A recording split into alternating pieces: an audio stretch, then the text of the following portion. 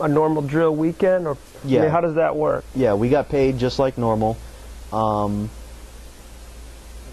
to come in and basically do the menial stuff that, you know, they could do, but they'd rather do other more important things that we didn't have the skills to do at the time. I gotcha. And so at the same time, you're at school at George Washington? Yes. What was your major down there? I was an international business major with a German and a Russian dual minor.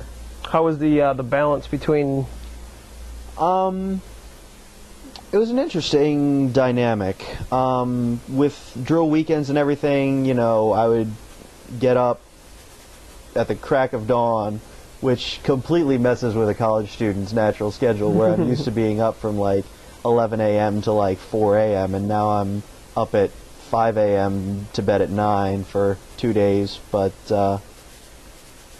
it didn't necessarily, neither of them necessarily interfered with each other. They coexisted very well. And it definitely granted me a different perspective. I mean, being in the business program, you know, universities stereotypically have a very liberal outlook on things, which being in the business program wasn't necessarily as much the case. So there wasn't even really necessarily any Political science ideological debates, yeah. altercations between the two of them either. I mean, it was a very zen experience, I guess. Well,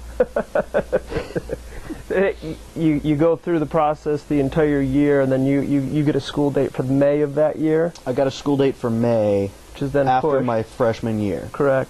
So I went to basic training and graduated basic training, and they lost my tech school date. Well, how's I basic didn't get training? into that. Oh, basic training? Yeah. If it was a good experience, I learned a lot there.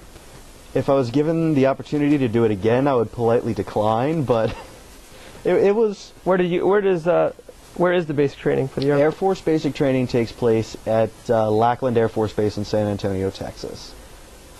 Which, being there in the middle of the summer in Texas, it was hot. It was very, very hot. But learned a lot of things. Obviously the marching, the drilling, the military culture of it. Learned a lot of other things that you wouldn't really expect to learn in basic training, like law of armed conflict, you know, what is and is not a legal combatant.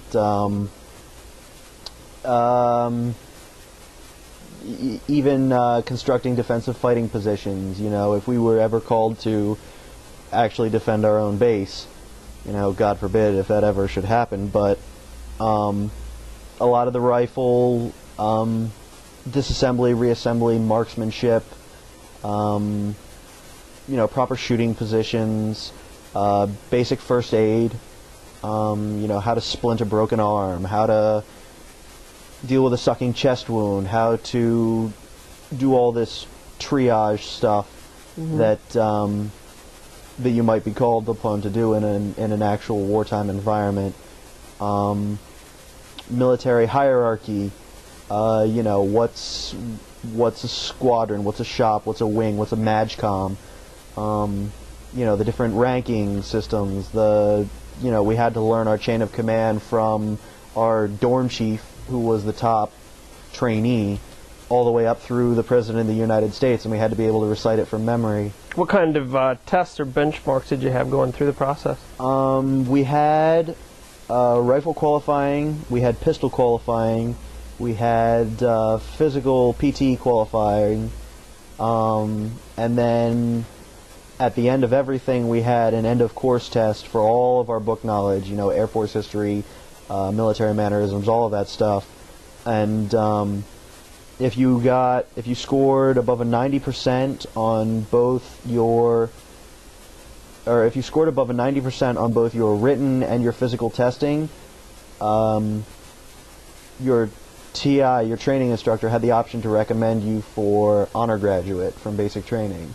And myself and one other guy from our flight actually got basic training honor graduate, which came as a complete shock to me. I mean, I didn't expect to get it. I I wasn't like an element leader or a dorm chief or anything, but I don't know. So graduated the summer of that, or graduated on July 10th. You get 2 days out in San Antonio with your family to do whatever. Did they all come down for it? Yeah, my dad and my mom did. My sister was actually at a work camp with the church, and I had 2 requests from my parents when they came down. One was to bring my iPod, because I had literally no music outside of like Sunday for 2 months, and the other was to bring my cell phone so I could talk to people. Turns out my sister took my iPod with her on the church trip, so I didn't get that. And my parents brought my phone, but they forgot they had brought my phone until they found it at the bottom of their bag the last day I was there. So that was, but it was fun. There was so much stuff to do down in San Antonio. Do you keep in contact or make a lot of acquaintance, friends within your basic training group? In basic training, there were a few. Some of them, or actually a lot of them, I've fallen out of contact with. But there are, I guess, 2 other guys that I still talk to on a regular basis out of my basic training flight. This was a male and female basic training, correct? The squadrons are co-ed, but the flights are separated by gender. Meaning? So, like, every week they bring in 2 new flights into a squadron, and so being a male, I'd be in an all-male flight, and then the other flight that comes in during that same week that would graduate with us, they will either be our brother flight or our sister flight. Okay. And you and your sibling flight do everything together. It's always a huge rivalry between you. You know, you compete for highest test scores, best rifle qualifying. You do your hand-to-hand fighting drills with them. They actually break out the pugil sticks, and we get to beat the crap out of each other. So it's, you get some interesting experiences with your brother flight as well, which is a little bit different from just those who are in your own flight. Were you headed to the same occupation as anybody? No, people from all different career fields go into all different bases, some active, some guards, some reserves. It was all thrown together. And you had your school date when you went to basic training, you knew? I had a school date when I went to basic training.